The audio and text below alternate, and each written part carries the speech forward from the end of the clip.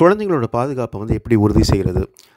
நிறைய கம்பெனிஸ் இருக்குது, ஸ்கூல்ஸ் இருக்குது, வெவ்வேறு நம்ம கம்யூனிட்டிஸ் இருக்குது. ஸோ இதிலெல்லாம் குழந்தைகள் பாதுகாப்பை எப்படி உறுதிப்படுத்துறது? அதுக்காக வகுக்கப்பட்ட கொள்கைக்கு பேர் தான் சைல்டு ப்ரொடெக்ஷன் பாலிசி. ஸோ அப்போ இது என்னென்னா, இது ஒரு ஃபார்மல் ஃப்ரேம் ஒர்க். யார் யூஸ் பண்ணுவான்னா organisations, institutions and communities. So எதுக்காகனா குழந்தைங்களோட பாதுகாப்புக்காக அப்யூஸ்லேருந்து, நெக்லெக்ட், புறக்கணிப்புலேருந்து அண்ட் எக்ஸ்ப்ளாய்டேஷன், சுரண்டல். ஸோ இவங்களுக்கு ஒரு பாதுகாப்பான சப்போர்ட்டிவான என்வாயர்மெண்ட் அண்ட் ரெஸ்பான்சிவ் என்வாயர்மெண்ட். அவங்களுக்கு ஒரு இஷ்யூனா அதுக்கு வந்து இம்மீடியட்டாக ரெஸ்பாண்ட் பண்ணுற மாதிரி என்வாயர்மெண்ட்டாக இருக்கணும் அது. ஸோ இதுக்காக தான் இந்த ப்ரொடெக்ஷன் பாலிசி வந்து யூஸ் பண்ணுறாங்க. இது ஏன் தேவை அப்படின்னு பார்த்தோம்னா, ஒன்று ப்ரொஆக்டிவ் அண்ட் ப்ரிவென்டிவ் ஆக்ஷன். குழந்தைங்களுக்கு ஒரு அப்யூஸ் நடந்ததுக்கப்புறம்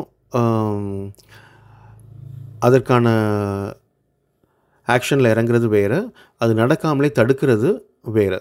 ஸோ இந்த சைல்ட் ப்ரொடெக்ஷன் பாலிசியோட முக்கியமான நோக்கம் வந்து அப்யூஸ் நடக்கிறதுக்கு முன்னாடியே அதை தடுத்து நிறுத்தணும் அப்படின்றது தான். So proactive and preventive action establishes accountability and responsibility. So இதுக்கு யார் பொறுப்புன்றது கிளியராக டிஃபைன் பண்ணியிருக்கணும். இப்போ ஒரு ஸ்கூல்னால் ஸ்கூல் மேனேஜ்மெண்ட் தான் இதுக்கு அக்கௌண்டபிலிட்டி எடுத்துக்கணும், இது அவங்களுடைய responsibility. Rights, safety and dignity. So இதெல்லாம் வந்து பாதுகாக்கணும்.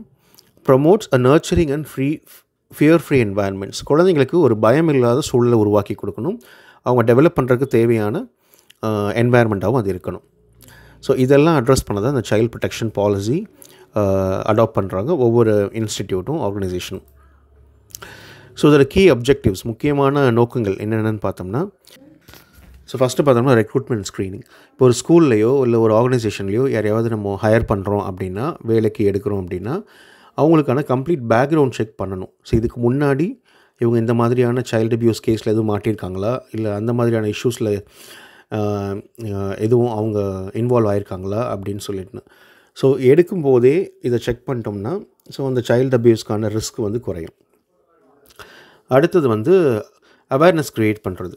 இப்போது ஆட்கள் எடுத்துட்டோம், இந்த ஸ்டாஃபுக்கு இல்லை வாலண்டியர்ஸ்க்கெலாம் வந்து இந்த சைல்டு ப்ரொடெக்ஷன் பாலிசி பற்றின அவேர்னஸ் அண்ட் எஜுகேஷன், இல்லை சைல்டு ப்ரொடெக்ஷன் பற்றின அவேர்னஸையும் அதுக்கு தேவையான எஜுகேஷனையும் கொடுத்துட்டு அவங்களுக்கு வந்து ஸ்டாண்டர்ட் செட் பண்ணுறது. ஓகே, இங்கே நீங்கள் ஒர்க் பண்ணணுன்னா இதெல்லாம் வந்து அவங்க பிஹேவியரல் ஸ்டாண்டர்ட்ஸ், நீங்கள் இந்த மாதிரிலாம் பண்ணணும். உதாரணத்துக்கு வந்து குழந்தைங்கள தொட்டு பேசக்கூடாது, இல்லை குழந்தைங்கள வந்து தனியாக எங்கேயும் கூட்டிகிட்டு போகக்கூடாது. ஸோ இந்த மாதிரியான விஷயங்களுக்கு வந்து அவங்க ட்ரெயின் பண்ணுவாங்க. அடுத்தது கோட் ஆஃப் கான்டக்ட். இதுவும் அப்படி தான். இது வந்து ப்ராப்பர் ஆக்ஷன், இன்அப்ரோப்ரியேட் ஆக்ஷன். ஒரு குழந்தையோட எப்படி பேசணும், அவங்கள எப்படி மரியாதையாக ட்ரீட் பண்ணணும், அண்ட் எத்திக்கல் பிஹேவியர் இது தான். இப்போது ஒரு குழந்தைய தொட்டு பேசுகிறதோ அது கூடாது, இல்லை தனியாக கூப்பிட்டு போகிறது, இல்லை கிஃப்ட் வாங்கி கொடுக்குறது, இந்த மாதிரி விஷயங்கள்லாம் வந்து பண்ணக்கூடாது அப்படின்றதுலாம் இந்த கோட் ஆஃப் கான்டக்டில் இருக்கும். ஸோ என்ன பண்ணலாம், என்ன பண்ணக்கூடாது அப்படின்னு சொல்லிட்டு. அடுத்தது வந்து ட்ரைனிங் அண்ட் கெப்பாசிட்டி பில்டிங். இது வந்து ஒரு தடவை ட்ரெயின் பண்ணிட்டு இல்லாமல் அது கண்டினியூஸாக ட்ரைனிங் கொடுத்துக்கிட்டே இருப்பாங்க. ஸோ இந்த மாதிரியான விஷயங்கள், ஒரு வேளை வந்து இந்த மாதிரி அப்யூஸ் நடக்குதுன்னு ஒருத்தருக்கு தெரிஞ்சால் கூட அதை வந்து இமீடியட்டாக அதை ரெக்கக்னைஸ் பண்ணி ரெஸ்பாண்ட் பண்ணணும் அப்படின்றது. அடுத்தது, ஒருவேளை இந்த மாதிரி அப்யூஸ் நடந்ததுன்னா, இல்லை நடந்திருக்குன்னு நம்ம நினச்சோம்னா, சஸ்பெக்டட் அப்யூஸ் நடந்திருக்கலாம், நடக்காமல் இருக்கலாம், பட் ஒருவேளை நடந்திருக்கலாம்னு நமக்கு தோணுச்சுன்னா, அதை நம்ம ரிப்போர்ட் பண்ணும்போது ரிப்போர்ட் பண்ணுறதுக்கு தேவையான ப்ரொசீஜர்ஸ் ப்ராப்பராக இருக்கணும். யார்கிட்ட ரிப்போர்ட் பண்ணணும், அப்போ ரிப்போர்ட் பண்ணுறவங்களோட கான்ஃபிடென்ஷியலை மெயின்டைன் பண்ணணும், யாருக்கு அப்யூஸ் நடந்ததோ அவங்களோட கான்ஃபிடென்ஷியலையும் மெயின்டைன் பண்ணணும்.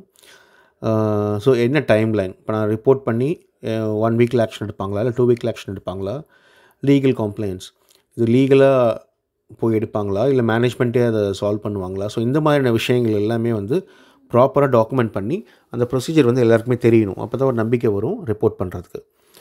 அடுத்தது கொலாபரேஷன், கோஆர்டினேஷன். இது மற்ற கவர்மெண்ட் ஏஜென்சி கூடயும், டிபார்ட்மெண்ட்ஸ் கூடயும், சைல்டு வெல்ஃபேர் ஏஜென்சி கூடயும் சேர்ந்து ஒர்க் பண்ணுறது. ஸோ ஒரு வேளை ஏதாவது ஒரு அப்யூஸ் நடந்தது தான் அவங்களுக்கு இமீடியட்டாக ரிப்போர்ட் பண்ணுறது, அந்த இன்ஃபர்மேஷன் ஷேர் பண்ணுறது, சேர்ந்து அதை ஒரு நல்ல என்வாயர்மெண்ட்டை க்ரியேட் பண்ணுறதுக்கு ஒர்க் பண்ணுறது. கடைசியாக மானிட்டரிங் அண்ட் ரிவ்யூ. ஸோ இந்த பாலிசி நம்ம டிஃபைன் பண்ணி அதை நம்ம இம்ப்ளிமெண்ட் பண்ணுறோம். அதை பீரியாடிக்காக வந்து அதை ரிவ்யூ பண்ணணும். ரிவ்யூ பண்ணி கரெக்டாக ஒர்க் ஆகுதா, இல்லை எதுவும் கேப்ஸ் இருக்கா, இருந்ததுன்னா அதை வந்து அட்ரஸ் பண்ணுறதுக்கு என்ன பண்ணணுமோ அதை பண்ணுறது. ஸோ தட் இந்த பெஸ்ட் ப்ராக்டிசஸை வந்து நம்ம இந்த பாலிசிக்குள்ளே கொண்டு வரலாம். இந்த வீடியோஸ் உங்களுக்கு யூஸ்ஃபுல்லாக இருந்ததுன்னா சப்ஸ்கிரைப் பண்ணுங்கள், லைக் பண்ணுங்கள், உங்கள் ஃப்ரெண்ட்ஸ்க்கும் ஷேர் பண்ணுங்கள். உங்களுக்கு எதுவும் ஃபீட்பேக் இருந்ததுன்னா கமெண்ட்ஸில் சொல்லுங்கள். Happy learning and all the best.